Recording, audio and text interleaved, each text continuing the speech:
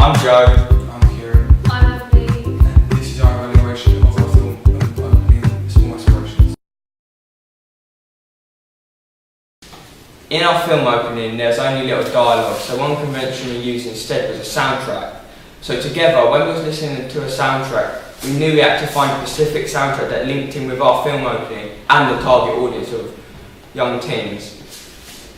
We didn't want to use a soundtrack that was slow and mellow because we knew that it would defeat the object of our film opening, which was trying to appeal to be upbeat and quite happy, and we knew that young teens wouldn't want to sit for a film opening with sad, slow music. So the final soundtrack we did find was a quirky and upbeat, hyperactive sound, which we knew that the target audience would really appeal to, as young teens aren't really sitting around, they're always wanting to do stuff, they're always out talking to their friends. As well as this, the quirky sound of our soundtrack would really represent Roger, our Dingle, our main character, as his personality is very quirky. We also used the conventions of titles in our film opening. We played around with loads of different fonts as we wanted it to be less formal to represent the childish side of our film opening. We had many different ideas. For example, we had the idea of a person writing the titles into a notebook. However, we chose not to do this as it would be too difficult and time consuming and affect the remainder of our production time. We didn't challenge any conventions in our film opening because we wanted to keep our film opening simple and more relatable to the audience and not make it a bit more complicated to see who our audience was aimed at the most. And if we were to challenge the conventions in our film opening, it wouldn't seem clear who our target audience would really be. So we just used the normal conventions for our genre to keep it nice and clean and simple so that everyone understands who our genre will be and who our target audience actually is. The main social group our film opening portrays is the typical nerd, and the way we wanted to incorporate all the factors and the stereotypical conventions was giving him braces, giving him glasses, making his hair look all neat and straight, and then in the way he acts, look all goofy, like when he plays the DS, it's not really something many older kids in that year would do, and gaming is always a part of what they do, and also, as well as this, wearing the Superman pyjamas, so he's a bit of a maybe a comic geek, and we wanted this to appeal to that audience and draw them in. Our secondary social group that we aimed at, but not as much as the nerd, is the typical family dynamic of the older sibling bullying the younger sibling. Because in our film opening, Roger Dingle, the character Joe plays, is the younger sibling of Aaron Dingle, the character I play. And in the film opening, it shows Aaron knocking Roger down. It shows that dominance between siblings, that the older siblings are always going to be dominant than the younger one. And how we use this is that we related to the audience that they could be in that typical, that same area with their siblings, that their older siblings bullying them, or the older sibling, and they know they're bullying the younger child. So it kind of gives them an insight of what they're doing or how they feel, and it kind of helps us relate to the social group even more of nerds as well, and not just the family dynamic. We used the social group of nerds because we thought it would be funny for our audience. We understand that this isn't the typical behaviour of nerds, but we wanted to over-exaggerate it for our genre. When it comes to our film opening being endorsed, we wanted a company like Warner Brothers Studios or Universal Studios to help promote our film.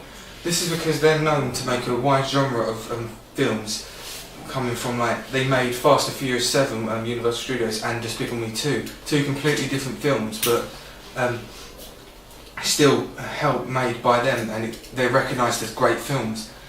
When it comes to our film opening, if we were to have them endorse our film opening, it would really give us the attention that we need for our film opening, like multiple times, but we have to settle for a small film company because we wouldn't expect Universal Studios to help promote our film opening, even though, because it's our first film, we're not experienced, we're brand new at doing this, so we have to settle for a small film company to help endorse it, and then maybe it'll get more noticed by the other bigger companies, and we can go on to them and furthermore, etc. In our film opening, we came across a lot of problems trying to decide who our audience would be. So when we had a discussion and we narrowed it down to two main audiences that we thought it would be. The primary one we went with was teens between the age of 13 and 15, because in our film opening, it's more our film opening is about a teenager's life going through school.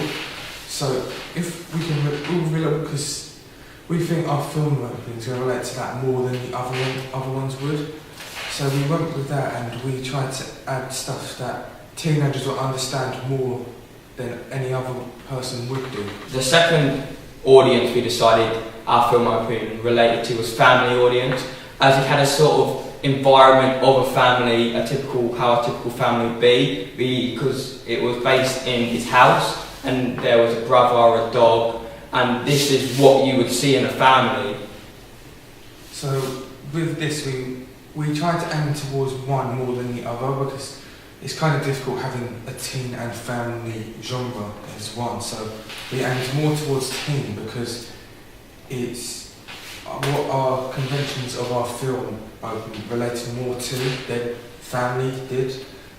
If we were trying to relate more to family or more child friendly, it would be kids would relate to it even more, but whilst also trying to relate to the parents of that side. But we did a little bit of that, but we aimed a lot more towards teen because it's what we felt our film opening was about. And as well as this, we used struggles and issues that the teens in this age group would face, like bullies, not bothering getting up in the morning, being all humpy about going to school, and then just typical conventions that we thought would be good to apply in our film opening. Our audience is younger teens from the ages of 12 to 15. This is because our media product is based around a secondary school student. The younger ages may expect to see this exaggerated stereotype of a nerd, which is why Roger Dingwall's character would be funny to the audience.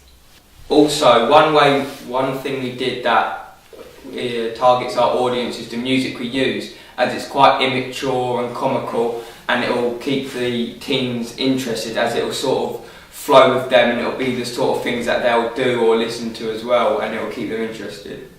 When it came to another part of it,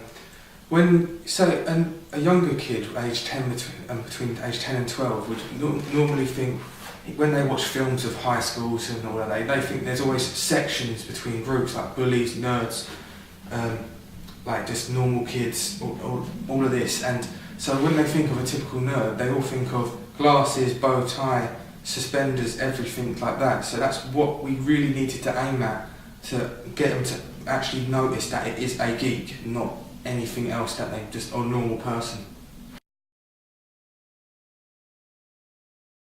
Our film opening is based around teenagers and what it's like to be a teenager at school. So in our film opening, we wanted to address that by using the typical conventions that a teenager would do in the morning, like getting dressed, cleaning their teeth. What we also did, with our film opening, we had a kid be a typical nerd, getting bullied every day, going through life, dreading it.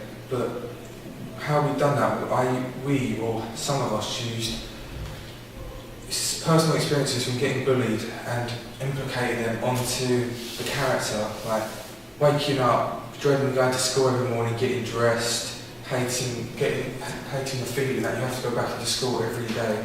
But what we did to make it more upbeat, to actually put a positive side on this, is that we made him still have that aspiration to get friends, be prom king, be popular, not be down, just still have that positive feeling inside him that he doesn't want to give up on what he believes in.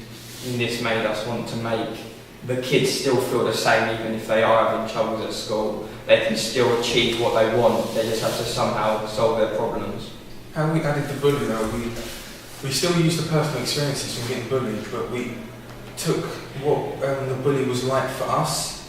So we added what we saw in the bully and added it to the bully. In the scene where Roger gets pushed around by his older brother, we put that at the bully would push you around, make you feel less than you actually are. So we kind of implicated that as well, using the personal experiences from getting bullied, which also helped us attract teenagers because they may also know what it's like getting bullied, or they know what it's like if they may know someone getting bullied, so that might appeal to them even more, considering that in most schools nowadays people get bullied non-stop. So if we could appeal to that aspect, but make them feel positive that there is a silver lining, that we can attract to them even more. We attract the audience by basing our film opening on Roger Dingle, which enables the audience to get to know his character's personality. The audience would be attracted to this as you see the quirky side of the character, for example when he swallows the toothpaste. However, this could be seen as boring by the audience, so we could have filmed part of it in a school environment. When we went out filming our film opening using the camera, the difficulty we found was the angles and the shots, as in one scene you saw me walking towards my bedroom and the lighting was covering my face so you couldn't see it clearly in the shot. So what we did to resolve the situation using the camera was changing the angle and changing the shot. Like if it was a long shot, we changed it to a mid shot so you could see me clearer, and this worked. And therefore throughout our filming we kept changing and trying different shots to see which one best fit. After we filmed all the footage and I got it off the camera, we put it on the editing software and we had to sort through it to get the right clips and right shots that we need. So after getting it back, after sorting through it, I had to check if there was any errors. What I learned is that not everything flowed with each other. So I had to change some of the shots and editing to make them go with each shot, the previous shot, which also led to continuity issues, such as in one of our shots, Joe had walked into his bedroom, picked up his list and then put it back down, but in the next shot it showed him walking out the list. So how I edited that was I just showed him walking into the room, having the list in his hands and then walking out. Like problems like that we solved easily and quickly using editing software. What I also learned using editing software is that I could slow down clips, make them a bit more that may not be as effective and make them more effective. We slowed down a clip of Joe when my character knocked him over and added music, that sad music behind it, so it could create more of effect and more humour behind the shot. Whereas if it was just the normal music and the normal speed of the shot, it wouldn't be as effective or as funny. Voiceover in the background, any stutters, anything like that. So after tampering with the footage, I learned that with what we practically learned between us is that we learned that our ideas may not have been as effective and as we thought it was, and we learned that changing them or making multiple shots of one scene can help with the editing and filming. From filming the media product, I have learnt and become more confident with the different shot types and camera angles. However, I could have contributed more to the editing of the product to get used to the software. As well as this, at the beginning of our film opening, we needed a production logo. So I went on Adobe Flash and created a little animation of a camera with the production name underneath of it, enlarging and decreasing to make it more effective at the beginning of our film opening. Another thing I learned during the media, during the editing is that I slowed down shots, I made it slow motion and made shots speed up. I made shots speed up to start with because it may have taken too long for this shot. One shot we had was Joe's dog walking up the stairs, and that took too long, so what I did was I sped it up so the dog moved faster up the stairs. Another point, at the point where I slowed it down in slow motion, is when my character knocks over Joe, and this because we wanted to make it a bit more emphasis on what's actually happening, he getting knocked over, making it a bit more comical.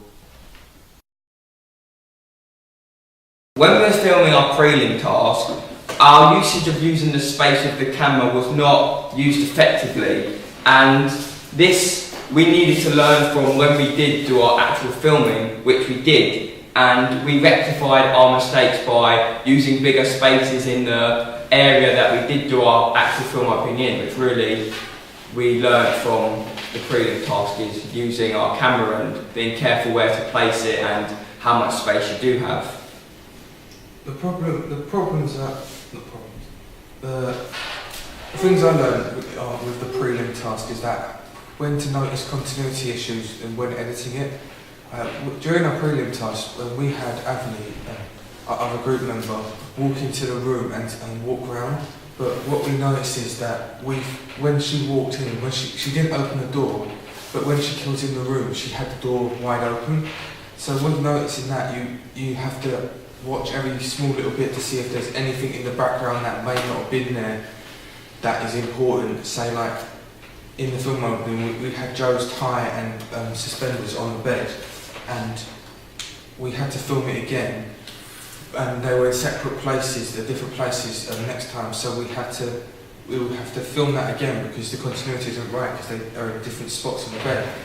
What we also learned was how to keep between the 180-degree wall, which Joe practically learned using the cameras to keep at a certain point, so it doesn't look like it doesn't look like there's anything wrong with it. Like if you're looking over Agni's shoulder, but then looking over Joe's shoulder this side, it won't work that way. To keep it both at the same shoulder of each person to keep it Keep the same view of where the camera is looking. From doing the preliminary task to our final product, I've learned how to use the space better when filming, and I've become more confident in making sure there is continuity. I feel that we used too many shots in our media product of travelling from room to room, which was too repetitive and time consuming. With what Avni just said about going from room to room, what we should have thought was using different shot types. We just used a standard shot of filming the person going out of the room and then setting up the camera in front, showing them coming out of the room. What we could have done was like an aerial shot of a normal shot of them walking out of the room, but then an aerial shot of showing them walking out as to a different area. So we didn't utilise all the different shot types that we could have used in our film opening.